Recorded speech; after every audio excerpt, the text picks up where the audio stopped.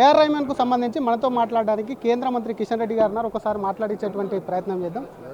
Sir, AR Rahman మాట్లాడినటువంటి మాటలు ఒక మతానికి సంబంధించి తనకు అవకాశాలు రావట్లేదు అంటున్నాడు. అందులో ఆయన వ్యాఖ్యలను ఎలా చూస్తారు సార్? ఇది చాలా దురదృష్టకరము.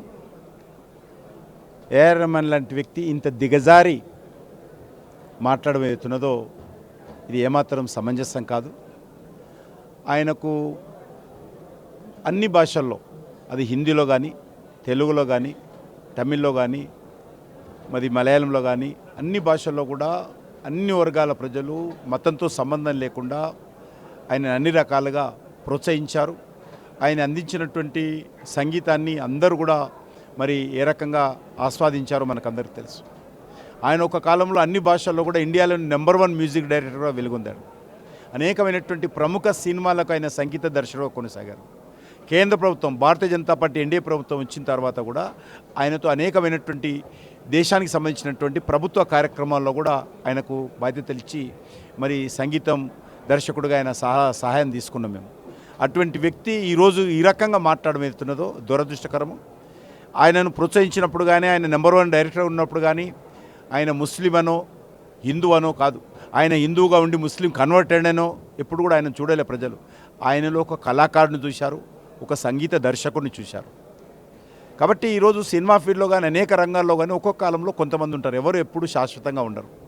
చాలామంది సినిమా ఇళయరాజా గారు కానీ లాంటి వ్యక్తులు చాలామంది హిందీలో అనేక భాషల్లో కూడా సినిమా డైరెక్టర్, మ్యూజిక్ డైరెక్టర్గా కొనసాగారు. ఇప్పుడు కొత్త వాళ్ళు వస్తూ ఉంటారు. ఇదొక నదీ ప్రవాహం లాంటిది కళ. అటువంటిది నేనే శాశ్వతంగా ఉండాలి, నాకే రావాలి, కాబట్టి నేను హిందూ కాబట్టి ముస్లిం కాబట్టి నాకు రావటం లేదు అనేది దిగజారి మాట్లాడడం ఏదైతున్నదో తీవ్రంగా ఖండిస్తున్నాను. ఈ రకమైనటువంటి భాష ఏదైతున్నదో ప్రజలను విభజించేటువంటి భాష. దీన్ని వెంటనే ఏఆర్ రెహమాన్ ఉపసంహరించుకోవాల్సిందిగా డిమాండ్ చేస్తూ ఉన్నాను. అనేక జాతీయ అవార్డులు పొందినటువంటి ఏఆర్ రెహమాన్ చాలామంది మీద ఎఫెక్ట్ చూపిస్తుంటారు. ఇన్ఫ్లుయెన్సర్స్ కూడా ఇటువంటి చాలా సందర్భాల్లో కూడా ఇటువంటి వ్యాఖ్యలు చేస్తుంటారు సార్. వాళ్ళందరికీ ఏం చెప్పాలనుకుంటున్నారు? ఇప్పుడు మీరే అన్నారు కదా జాతీయ అవార్డులు ఎందుకు వచ్చాయి? జాతీయ అవార్డులు ముస్లిం అని వచ్చాయా? ఒక కళాకారుడు వచ్చాయి. కాబట్టి ఒక కళాకారుడుగా ఉన్నటువంటి వ్యక్తి ఇంత నెంబర్ 1గా ఒక్కొక్క కాలంలో ఈ యొక్క దేశంలో సంగీత దర్శకుడుగా పేరు తెచ్చుకున్నటువంటి వ్యక్తి ఈ రకంగా ప్రజలను విభజించే విధంగా మాట్లాడము ఏ మాత్రం మంచిది కాదు, సమాజానికి కీడు కలిగించేటువంటి చర్య.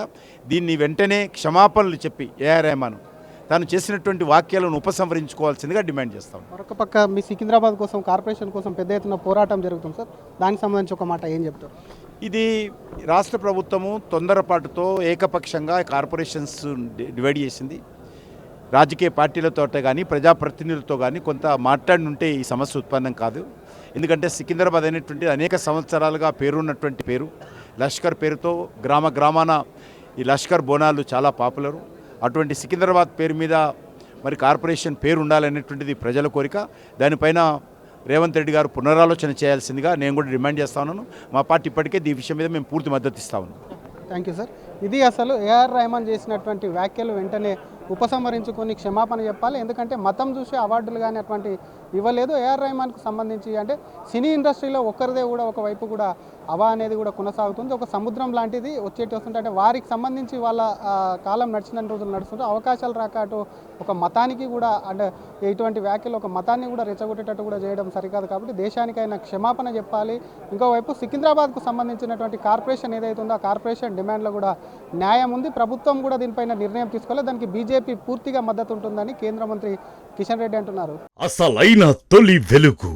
ఫాలో వాట్సాప్ @తొలి వెలుగు official.